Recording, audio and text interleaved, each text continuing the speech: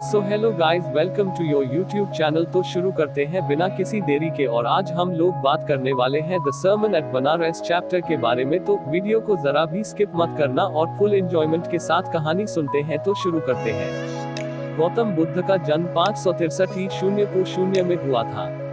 उसका जन्म एक शाही परिवार में हुआ था। वह एक राजकुमार था। उसका नाम सिद्धार्थ गौतम था।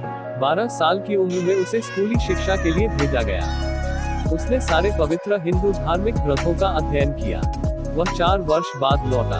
16 साल की उम्र में उसकी शादी एक राजकुमारी से हुई। उनका एक बेटा हुआ। 10 साल तक इस युगल ने बड़ा प्रसन्नता पूर्वक जीवन व्यतीत किया। सिद्धार्थ को अब तक संसार के दुखों से दूर रखा गया था। मगर अब वह 25 साल का था तो सिद्धार्थ ने एक बीमार व्यक्ति देखा, फिर एक बूढ़ा व्यक्ति देखा और फिर उसने एक शय यात्रा देखी। अंत में एक भिक्षु को देखा जो भीख मांग रहा था। यह उसका जीवन की वास्तविकताओं से पहला साक्षात्कार था। इन दृश्यों ने उसे उदास कर दिया कि उसने सांसारिक सुखों को त्याग देने का प्रण कर लिया। उसने अपने परिवार को छोड़ दिया और भिक्षु बन गया। वह संसार में आध्यात्मिक ज्ञान की खोज में निकल पड़ा। सिद्धार्थ गौतम 7 साल तक ज्ञान और सच्चाई की खोज में भटकता रहा। अंत में वह मनन करने के लिए एक वट वृक्ष के नीचे बैठ गया। उसने प्रण किया कि वह वहां पर तब बैठा रहेगा जब तक उसे ज्ञान की प्राप्ति नहीं हो जाती। 7 दिन के बाद उसे आध्यात्मिक ज्ञान मिलता। उसने उस वृक्ष का नाम बोधि वृक्ष रख दिया, अर्थात ज्ञान का वृक्ष। उसे लोग बुद्ध के नाम से जानने लगे, अर्थात ज्ञान वाला अथवा जागृत। उसने शिक्षा देना और ज्ञान और सच का संदेश फैलाना आरंभ कर दिया। बुद्ध ने अपना पहला उपदेश बनारस में दिया। यह गंगा के तट पर सबसे पवित्र स्थान है। उसका पहला उपदेश रहस्यमय कष्ट अर्थात मृत्यु के बारे में उसके ध्यान को दर्शाता है। इसमें बुद्ध मृत्यु की सार्वभौमिकता के बारे में बताता है जो कि अटल है और उससे जा सकता। किसा गौतमी नाम की एक स्त्री का एकमात्र बेटा था। एक दिन उसके बेटे की मृत्यु हो गई। वह चाहती थी कि उसका बेटा फिर से जीवित हो जाए।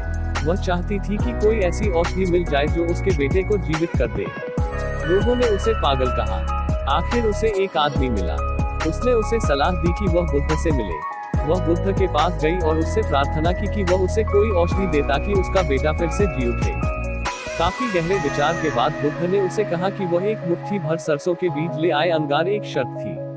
वो सरसों उस घर से लानी थी जहाँ कोई भी व्यक्ति नहीं मरा था। किसा गौतमी सरसों लाने के लिए घर घर गई। उसे सरसों उस घर से लानी थी जहाँ कोई व्यक्ति नहीं मरा था। मगर ऐसा कोई घर नहीं मिला जहाँ कभी किसी की मृत्यु नहीं हुई हो। शाम तक वह उदास हो गई और थक गई। उसने शहर की रोशनियां देखी। शीघ्र ही रात का अंधेरा हो गया। अब उसने मनुष्य के भाग्य के बारे में सोचा।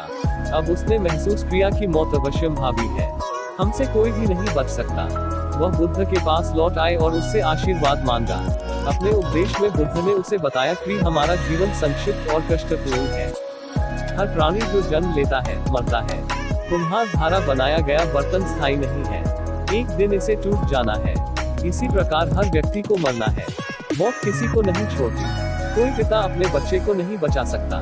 जब कोई प्रिय मरता है तो हर व्यक्ति रोता है, मगर रोने से मरा हुआ व्यक्ति वापस नहीं आ जाता। इसलिए मौत और कष्ट अटल है।